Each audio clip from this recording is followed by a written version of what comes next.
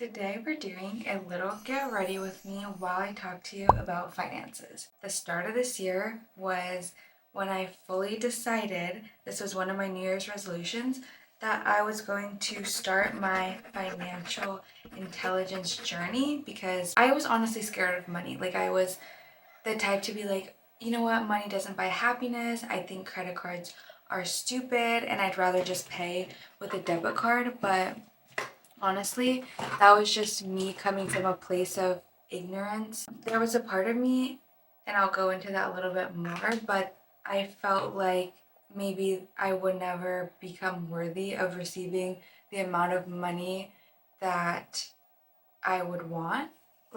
There was a cap on what I was worth. And so, yeah, I don't know. I just kind of avoided it. I didn't really look at my bank statements or anything like that. And I know a lot of my friends still don't, and they kind of just spend blindly and don't budget. They don't know how to save. So I really just was like, you know what? I'm scared of something because I don't have knowledge around it. But then once I empower myself with the knowledge, then it's not as scary. Today, I just kind of want to go over the things that I've learned in the past year. I've read a lot of books. I've listened to podcasts, YouTube videos. I hired an accountant to literally tutor me during tax season. So we would hop on Zoom calls and she would just answer any of my questions. And so this is my notebook of all the little things that I've learned this year. I asked my mom this year to have little meetings with me on Zoom. So she would teach me a little bit more about all the things finance. But even now, I feel like I can teach her some things that I've learned, especially with a high yield savings account, credit cards, and the different bonuses that you can get. I want this to be a very casual conversation. In no way am I an expert on finances at all. Like I said, I just started this year. I feel like it's very intimidating when you first get started. There's so much information. And what I've realized too is a lot of the people that I would watch on YouTube, they have a very specific audience. Their audience tends to be very male dominated because I just feel like in general the finance investing space is very male dominated. I'm going to be kind of just talking as if you don't really have any knowledge and you're just starting. First, I just want to start off by addressing things that I had to realize when I first started my finance journey. And that was that one, consistency is key. Whatever you do, even if you don't think that putting $5 away for saving or investing $5 is going to do anything, it's just about being consistent. It's the action of investing. It's the act of putting the money in your savings. That is the good habit that you want to build.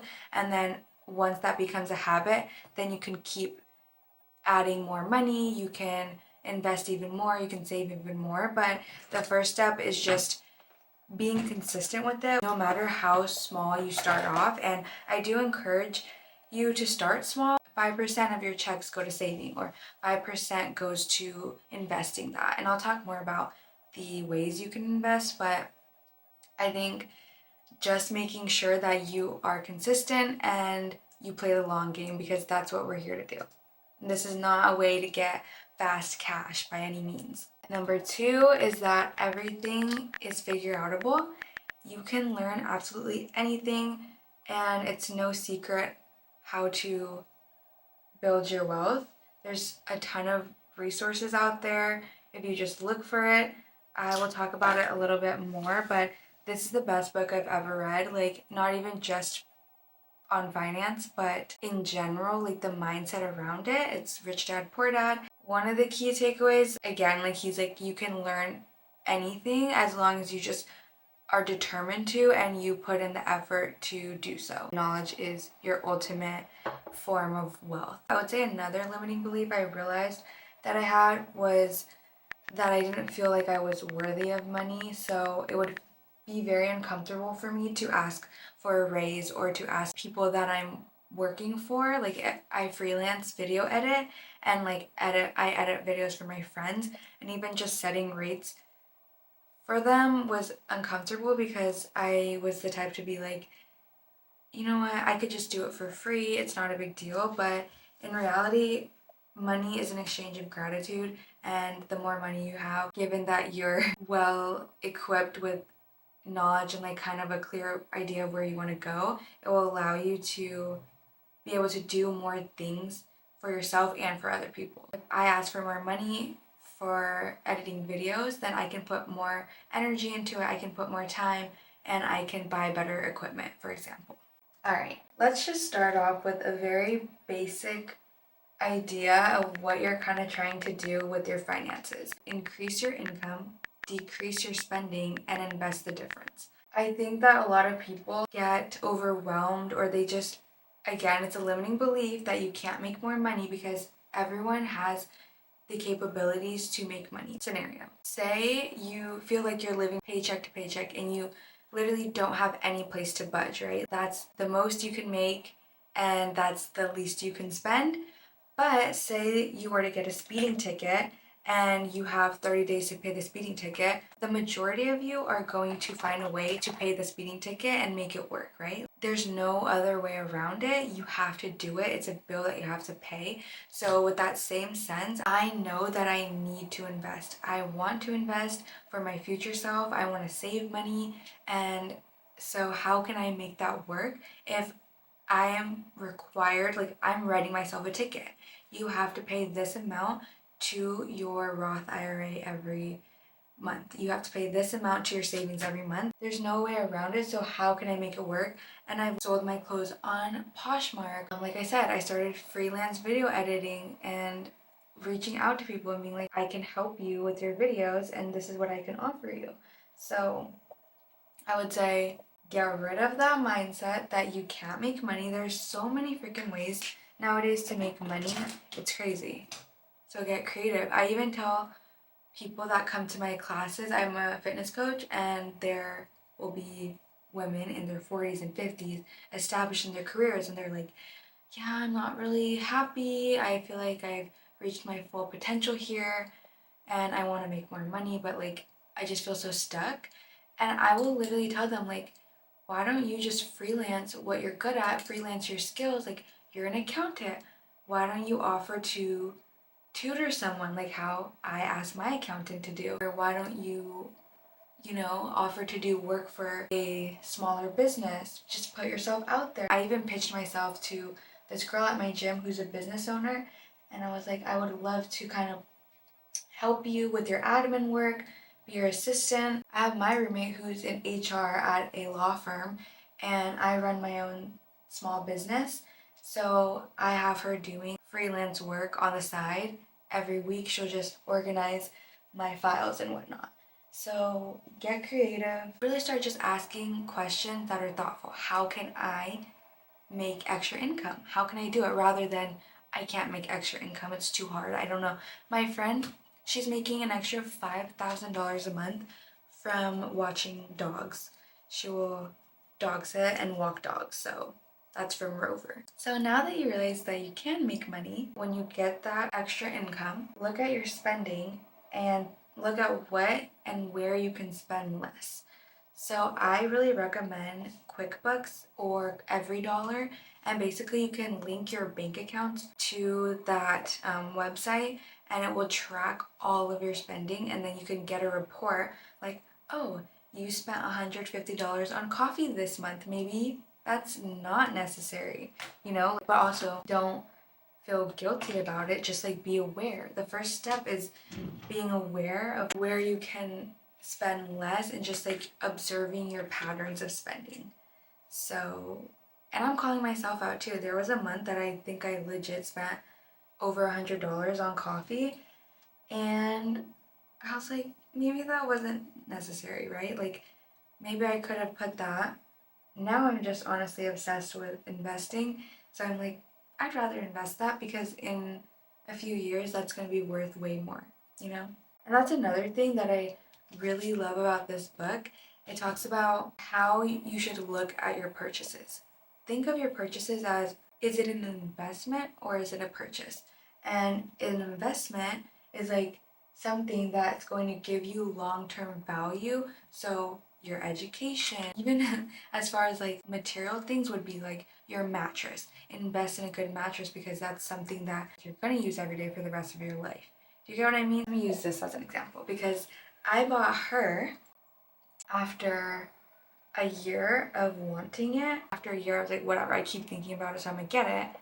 But I still consider this just a plain purchase because it's honestly a little overpriced body oil. I could probably get one of the same value but for a lower cost. But I'm not saying like not to splurge on yourself sometimes, but I think just being more mindful about it and also waiting before you purchase. Like, don't just buy things on impulse.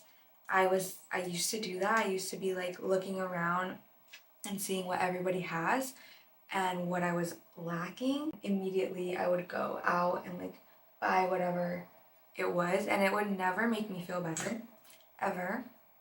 And I think that especially nowadays with TikTok, just social media, it's so much easier to buy things with one click that you just don't really even think about it. So I would say my rule of thumb is just waiting. And if anything, I could just ask for it for my birthday, or I could ask for it for Christmas. And if I don't want it by then like, did I actually even want it to begin with? But yeah, like I said, my favorite ways to invest are one, through like legit investments, like buying mutual funds through my Roth IRA, which I'll talk about. Also, like my education, I hired a business mentor, and that's something that I see as an investment because yeah, I paid her a fee that was pricey, but then what I got out of it was priceless. I was able to learn how to build my own Shopify website, set up e-commerce, and improve upon my business skills. And so I've definitely earned my money back and then some, and that's a huge investment, right? So I think that when you're investing in your education, whether it's through online classes, whether it's through conferences, like there's so many like leadership summits if you want to become a better leader, or even through books, you can take the knowledge that you learn, apply it in real life. Like obviously you have to practice what you learn, and then it becomes a skill, and then you can use that skill to make money. Next, so I'm going to go into what happens when I get my paycheck. So to keep it simple, don't be afraid of credit cards at all. Like if you're just starting, get one credit card, make your payments on time. That's the key. The reason people say credit cards are bad is because they're not paying their credit cards on time, and then they're going into credit card debt. But we're responsible, okay? We're gonna pay on time. We're gonna set alerts in our Google Calendar or Apple Calendar, whatever you use. You need to write it down. Make payments, set reminders. I have my checking account, and that's where my paycheck goes into. So I set automatic transfers from my checking account into my Roth IRA, which is my personal retirement account. It's through Fidelity. Basically, the Roth IRA, you invest your money now and it compounds over time.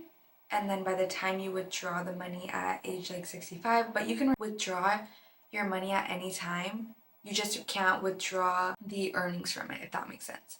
So like if you put in $20 and then you make $22 from that, you can only withdraw $20. The goal is to keep it in there, again, being consistent, playing the long game. And I started at 23, I'm 24 right now.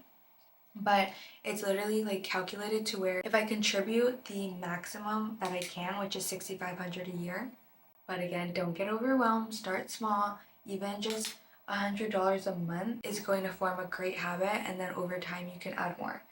But anyways, I'm gonna end up with over $1 million in my Roth IRA, and that's all tax-free, making it automatic. So as soon as my paycheck hits, boom, a percentage goes to that investment account, and I don't even see it. I think that's like a huge thing. If you're setting up automatic transfers right when your paycheck hits, you're unaware of how much was really taken out, and that's not going to hurt you, right? Like out of sight, out of mind. So set up reoccurring transfers, and then I put aside a percentage. I would start with like 5 to 10% of your paycheck into a high yield savings account. And that is an online savings account where you get interest on your money just for having it in there. And high yield ones are better than like brick and mortar banks because those tend to be only 1% you get. But if you're using a high yield savings account, you can connect it to your checking account and you get 4 to 4.5% back. So that's free money every month. And then there you go, there's that free money. You can either invest that money or you can use it as a little spending money for you. Then from there, everything else gets charged on my credit card. Set up all your recurring payments to your credit card, okay? So you're building up your credit score. Like that's your Apple Music or your Spotify, that's your Wi-Fi, your gas, all of that recurring through your credit card.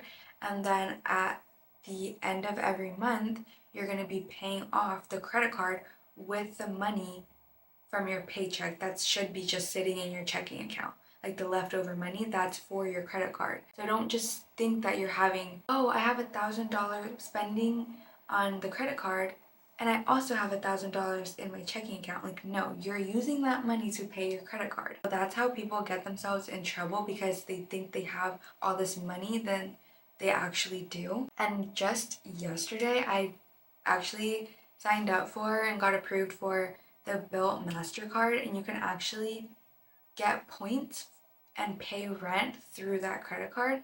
And like every dollar you spend on rent, you get a point. And then from there, you can redeem those points for like literal cash back or spending money through travel or through certain dining places. So definitely get rewarded for spending money. Look into cashback credit cards or even just a good point system credit cards. I'll link down below a YouTube video I watched that helped me decide, and I also took an online quiz that helped me decide as well. It just bases it off your normal spending habits. Have a credit card that you get 6 times points back for spending at grocery stores and gas stations.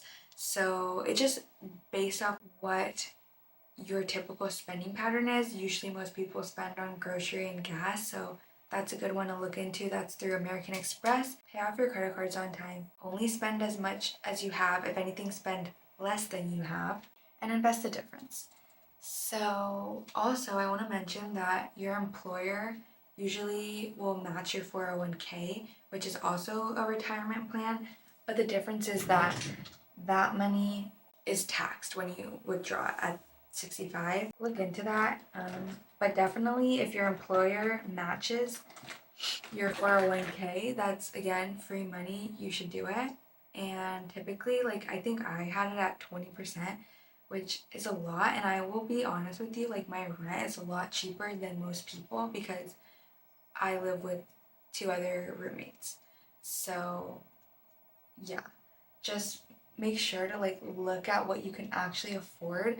You want this to be sustainable and you want to be able to live life too. I allocate some money for me a month where it's just like miscellaneous spending so I can, live life. I also want to say getting a pay raise is great and all, but like a lot of people, when they get a pay raise, they just end up increasing their spending and fall into that loop of like, yeah, I'm getting paid more, but now I'm just spending more and I still don't have enough money. Because if you have that mindset, there's never going to be enough. Okay, now let's talk about some mistakes that I was making and that I feel like a lot of people make. Not investing your money, your Roth IRA, not investing your 401k, your 401k money. It goes into your account, but it doesn't get invested for you. And same with the Roth IRA. It's one thing to just transfer your money there, but then you also have to know what to invest in order for your money to compound. So I'm honestly like not too knowledgeable on investing. Like I still have a lot to learn. I kind of like look at what other people recommend, and it sounds like the S&P 500 is a safe bet if you're literally just starting and you want to get your money in there. And that's just the top like performing stocks in the market, an accumulation of them. There's ways that you can decide what stocks or what mutual funds to invest in based on like how much risk you want to take or how much return you want to get. Another thing, be on the lookout for subscriptions that you don't even realize that you subscribe to.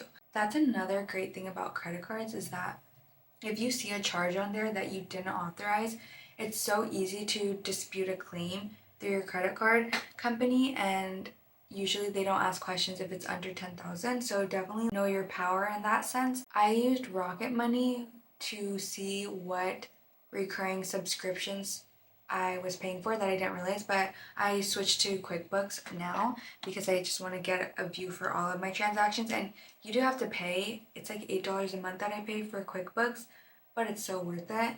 It's like my personal accountant. Just be on the lookout, cancel any subscriptions that you don't use or need. Another thing too, go half with your friends on something like Netflix. If you guys or your roommates, just share the bill with them. Don't wait. Just start. Even if you just open up your Roth IRA or just open up a credit card and don't necessarily do anything for a little bit, or if you're just making one purchase a month on it and then paying it off right away, like that's still a good place to start, and that will still help you build your credit and again build those habits that we want to grow upon for the rest of our life. Let's go over final takeaways. Number one, pay yourself first through your investments and your savings account, because you will find a way to pay your bills. Invest over purchasing. Look at the value that you're getting. Don't wait. Start now. Get creative with increasing your income. Always, always, always be open to learning. There's so much to learn. Learn from the experts. Bottom line, increase your income, decrease your spending, and invest the difference. I'm gonna leave everything like down below, like just like resources that have helped me, books that I love, YouTube videos, and just like a summary of everything here. But yeah, I really hope that this helped. I hope that it didn't overwhelm you. I want it to like empower you and make you feel like, yeah, I could do this too. I know they don't teach us this in school, which is, I don't know why, but if we just all come together, share what we know, build our wealth together. That's why I'm like trying to make it non-intimidating and just like a casual conversation, because it shouldn't be an uncomfortable conversation. I hope you enjoyed. If you did, please like, comment, let me know, and I will see you in the next video. Bye!